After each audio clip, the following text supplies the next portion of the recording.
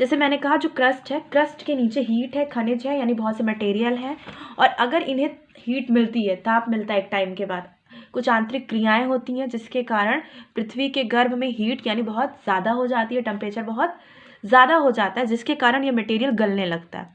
अब वहाँ पे कई तरह की गैस बनने लगती है जिनको बाहर आने के लिए जगह चाहिए। जैसे मैंने कहा प्रेशर कुकर है, प्रेशर कुकर में अगर मैं बात करती हूँ, हमने गैस ऑन कर दी, हीट लग रही है, मटेरियल अंदर डाल दिया, दाल या सब्जी जो भी है कुकर के अंदर, तो उसके बाद हम देखते हैं कि उसमें गैस होती है जो प्रेशर को बाहर निकाल देती है, यानी जो दाब है उसको बाहर निकाल देती है। लेकिन मैं बात कर रही हूँ पृथ्वी के क्रस्ट की, इसके ऊपर कोई भी सीटी या कोई भी ऐसा होल नहीं है जो प्रेशर को बाहर निकाल सके।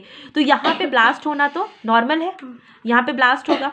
जब ब्लास्ट होगा तो यहाँ पे अगर हम देखते हैं कि ब्लास्ट होने से ये ऊपर की जो क्रस्ट है ये टूट जाएगी, इसमें दरार होगी, या पूरा का पूरा जैसे कह सकते हैं एक बड़ा होल हो जाएगा, जिसे हम बाद में कहते हैं जैसे जो मटेरियल निकला। अब देखो यहाँ से जो मटेरियल निकलेगा, पहली चीज़ तो हम इसे कह सकते हैं मैग्मा, ठीक है, जो मैग्मा बाहर निकलेगा। तो क्रस्ट है तो ज्वालामुखी तो दिखाई भी वैसे देता है ना कि वैसे तो ये जो नीचे अंदर, वही मैं बता रही हूँ, ऊपर जब क्रस्ट को टूटने तो दो, जब क्रस्ट टूटेगी ये मटेरियल जो है, ये जो मैग्मा ये बाहर निकलना चाह रहा है, प्रेशर बहुत ज़्यादा है। जैसे मैंने कहा प्रेशर कुकर की कंडीशन है, प्रेशर कुकर में क्या हो रहा है, हीट लग रही, गैस ऑन है, लेकिन वहाँ पे कंडीशन क्या है कि सीटी है, हम ये कह रहे हैं मटेरियल बाहर नहीं निकल रहा क्योंकि सीटी से सारी एयर बाहर निकल जा रही है, लेकिन यहाँ पे कोई सीटी नहीं है। तो यहाँ पे क्या होगा, ये क्रस्ट टूट जाएगी, और क्रस्ट टूटने की वजह से इतनी तेजी से प्रेशर बनेगा, जो मटेरियल है वो बहुत तेजी से निकलेगा क्योंकि कोई बहुत बड़ा होल नहीं बनेगा, तो उसकी वजह से मटेरियल बाहर की तरफ क्या गिरने लगेगा। और अगर मैं बात करती हूँ इसमें सिर्फ और सिर्फ ना सिर्फ मैग्मा बाहर निकलेगा, बल्कि बहुत से धूल कण, बहुत सी और भी जो चीज़ें हैं, राख है जिसे कह सकते हैं, एशेज हैं, ये सब भी बहुत तेज़ी से बाहर की तरफ निकलने लगेगा। और ये ऊंचा पहाड़, जिसे अगर मैं ऐसे नॉर्मल बोलते शंकु बोलते हैं, इसे क्या बोलते हैं, शंकु। ये कई तरह के शेप के अलग अलग शंकु होते हैं, तो ये शंकु बाहर बनने लगेगा, समझ में आ रहा है। और ये ऊपर के हिस्से में एक होल हो जाएगा, जिसे कह सकते हैं ऊपर के हिस्से में क्या हो जाएगा, होल हो जाएगा। जब ज्वालामुखी कई सालों तक उसमें से मैग्मा निकल जाएगा और वो बिल्कुल ठंडी हो जाएगी, ट्यूशन पढ़ाई आंटी। जैसे मैं बात कर रही हूँ कि जो बीच का एरिया है, क्रैटर, जिसे हम क्या कहते हैं, क्रैटर बोलते हैं इसको। लेकिन ये झील कैसे बन जाती है, क्यों इसे हम बोलते हैं क्रैटर, क्या बोलते हैं इसे, क्रैटर बोलते हैं। क्रैटर झील में कैसे कन्वर्ट हो जाती है, तो इसकी अगर मैं बात करती हूँ कि जो मटेरियल बाहर तेजी से निकल रहा है, ठीक है, लेकिन एक टाइम के बाद जब ज्वालामुखी क्या हो जाती है, बिल्कुल ठंडी हो जाती है, शांत हो जाती है, उसमें से मैग्मा बाहर नहीं आता। बहुत लंबे टाइम के बाद ऐसा होता है, मैग्मा बाहर नहीं आता, जिसके बाद से हम देखते हैं कि ये क्रैटर जो एक जो होल रहता है, बारिश होती है और इसमें क्या बन जाती है, जब पानी जम जाता है, तो ये क्रैटर झील में कन्वर्ट हो जाती है। तो इसे हम क्या बोलते हैं, क्रैटर झील। क्रैटर झील किसकी बनी हुई होती है, ज्वालामुखी। जो ज्वालामुखी होता है, ज्वालामुखी का जो पहाड़ होता है, उस पहाड़ के ऊपर जो क्रैटर यानी जो होल होता है उसे हम क्या बोलते हैं, क्रैटर बोलते हैं। क्रैटर में जब पानी जम जाता है, क्रैटर में क्या होता है, क्रैटर में पानी जब जम जाता है, हाँ, क्रैटर काफी बड़ा होता है, जब क्रैटर में पानी क्या हो जाता है, जम जाता है, तब हम देखते हैं कि वो किस में कन्वर्ट हो जाती है, झील में। तो उसे हम बोलते हैं क्रैटर झील। ये ज्वालामुखी के ऊपर होता है, ये ज्वालामुखी की बिल्कुल नहीं, पानी बहता नहीं, ये झील है ना, कोई झरना नहीं है ये। झरना और झील में फर्क होता है बेटा, नहीं, जैसे तालाब होते हैं। अरे तुमने जैसे अगर मैं बात करूँ कश्मीर की झील क्या बोलते हैं, डल झील, नाम सुना डल झील का, जो बहुत बड़ी झील है, जिसमें जो हाउस बोट होते हैं, हाउस बोट, डैम, बांध। अच्छा, झील जो तालाब, लेकिन वो काफी बड़ी होती है, तालाब तो छोटा सा होता है ना, झील बहुत बड़ी होती है, समझ में आ रहा है, खुली नहीं होती ना, वो तो अंदर की, हाँ, अंदर की तरफ धसी हुई होती है।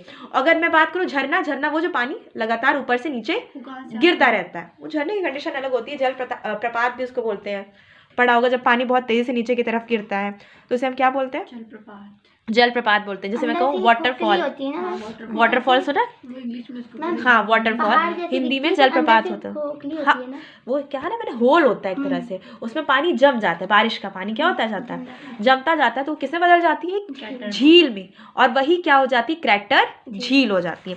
अब यहाँ पे मैं बात करती हूँ, ज्वालामुखी 3 प्रकार की होती है।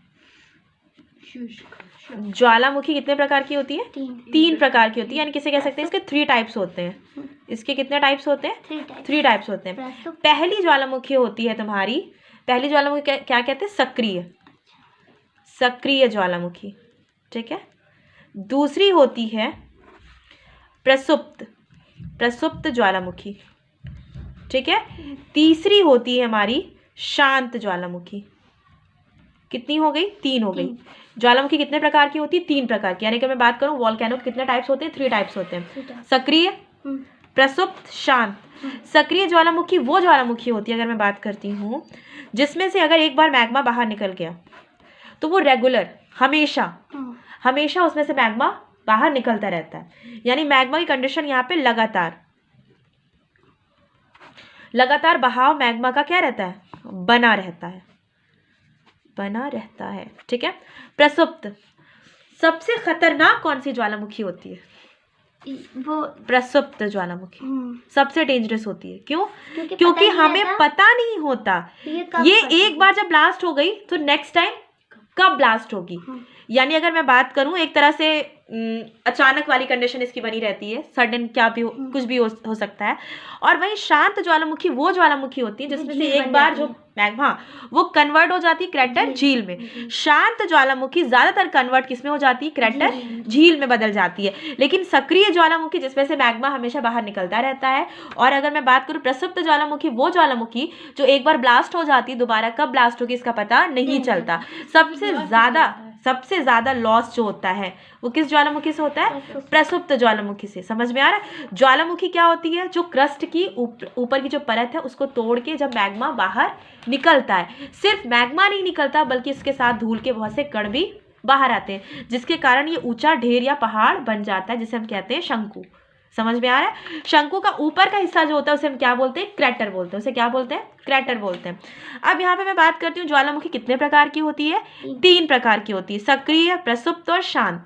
सबसे ज्यादा ये क्वेश्चन कई बार बनता है कि मानव के लिए, ह्यूमन के लिए सबसे ज्यादा नुकसान किस ज्वालामुखी से होता है? तो प्रसुप्त से। क्योंकि लोग सोचते हैं कि ये ज्वालामुखी ब्लास्ट हो चुकी है, अब दोबारा ब्लास्ट नहीं होगी, और लोग उसके आसपास रहना शुरू कर देते हैं। लेकिन वो ज्वालामुखी पता नहीं फिर से दोबारा ब्लास्ट हो जाती है, वो होती है प्रसुप्त।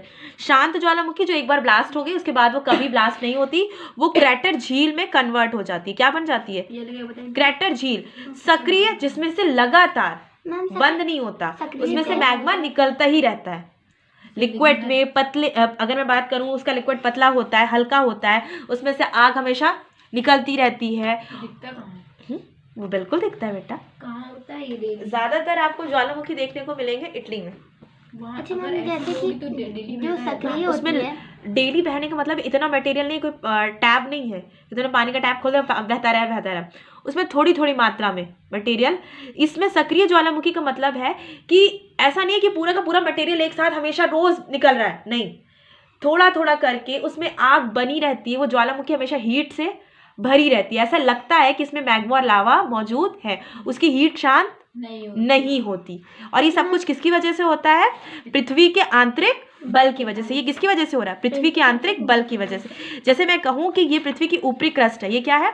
ऊपरी क्रस्ट है। इस क्रस्ट के नीचे कोई आंतरिक फोर्स, आंतरिक बल लग रहा है। इस बल के कारण अगर मैं बात करूं, क्रस्ट जो ऊपर की क्रस्ट है उसमें क्या हो जाएगा? होल हो जाएगा, क्योंकि प्रेशर बाहर निकलना चाहता है और मैग्मा उसके साथ बाहर निकलने लगेगा।